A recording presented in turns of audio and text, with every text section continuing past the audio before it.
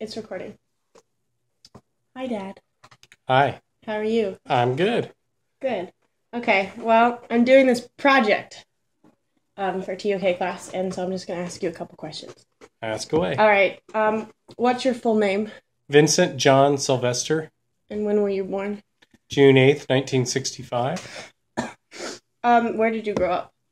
I grew up on 178 Burns Drive, Westerville, Ohio. So, like, less than a mile down the street, right? Yes. And you lived there your whole life?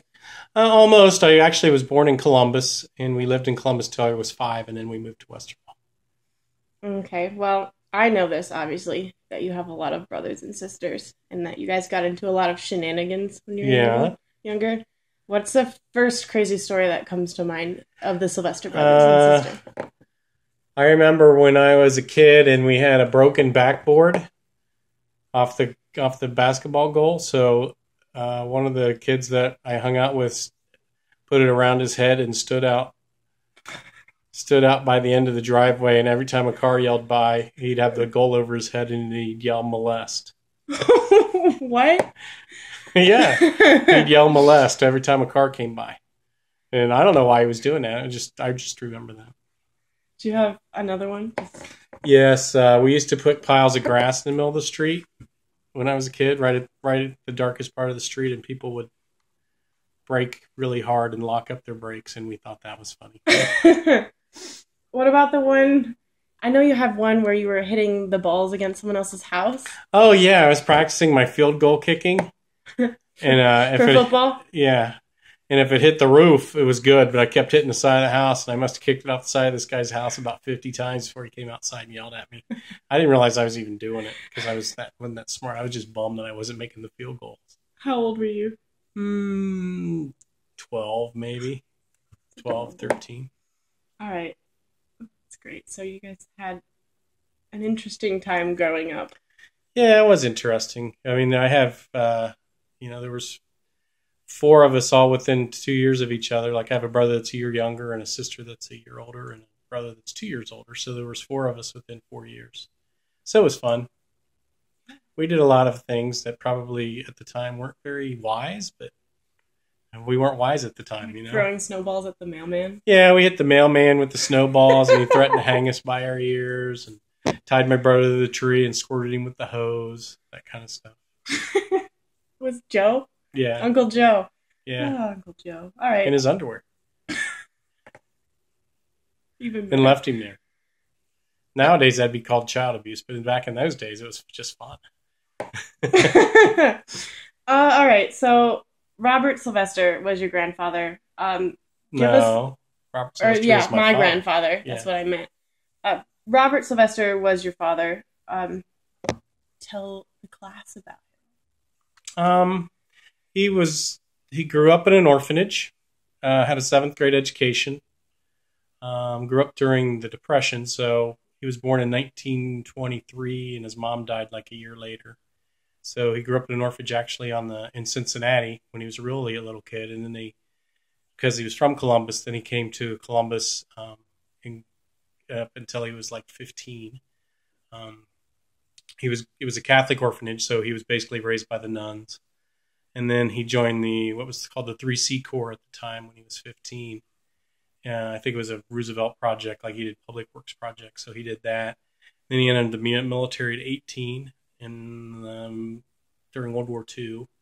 Was stationed in Hawaii and was actually in the Marine division that was going to be invading Japan. So he never saw any combat because that was the one division in World War II that never saw combat.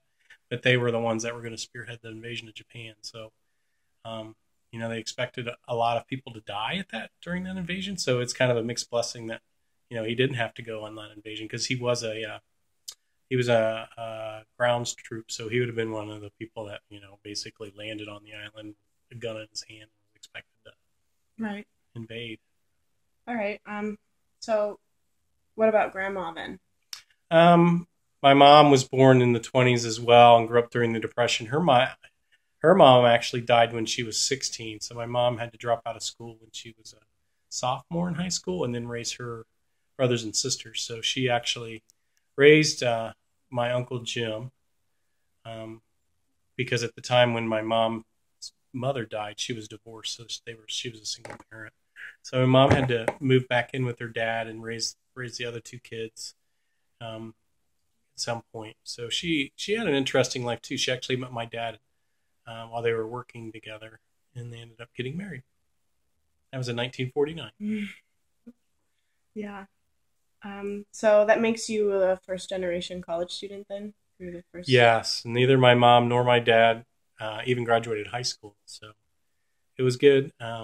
It's kind of interesting now that I'm first generation college, and out of my 7 siblings, 3 of us graduated from college and 4 did not. And the 3 of the 4, 3 of the ones that graduated from college were the 4 that all hung out when we were kids. So that was kind of interesting too. Yeah, it's really so close. Mm-hmm. So you met Mom in college?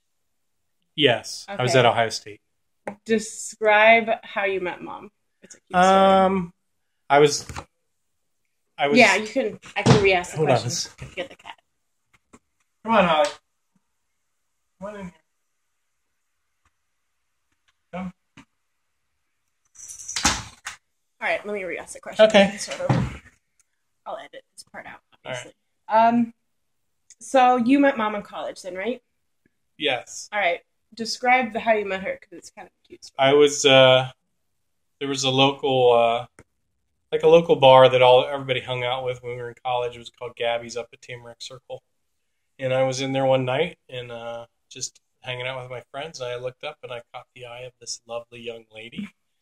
And she caught my eye. So I went over and said hello. And the next thing you know, we started talking. And we hit it off pretty well. And then I got her phone number. And then it was actually the week of the Ohio State-Michigan game in 1987, I think. So I called her and asked her for a date. She turned me down. I called her, asked her for another date, turned me down. I must have called her like 4 times. She turned me down. And then she finally agreed to meet me at the library so we could study. Nerds. Right. So we went and studied at the library. And then we started dating. And we got married 18 months later. That's cute.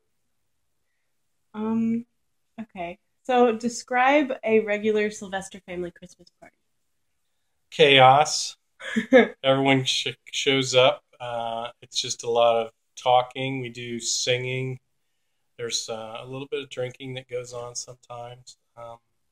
It's very loud, and my family, was Italian, so you didn't ask someone to be quiet so you could talk. You just yelled louder than the next person so that someone could hear you. It's a good time, I'd say. What do you think? I agree. Yeah. It's definitely the cousins. Good, lots of food, lots of noise, lots of fellowship. It's fun. Very Italian Catholic. Mm-hmm. All right, so last question. In your opinion, what does it mean to be a Sylvester? For Sylvesters, I'd say family is very important, even extended family. I'm very close with most of my brothers and sisters, and we still get together on most holidays. I think it's very important kids are very important in our family. We've all had children. We've all tried to raise them right. So basically we're trying to, prepare the next generation for life so they can take care of us when we get old. In your RV? Yeah, in my RV. I'd say Sylvesters value family number 1 and then career number 2 generally. So hard workers? Yeah. My dad had a work ethic. So did my mom, and it kind of carried on through the generations, and I think it's carried on to my kids because they work very hard in school, and I'm assuming they work very hard in life as well. Okay. Okay, thank you. I want to watch it. Yeah.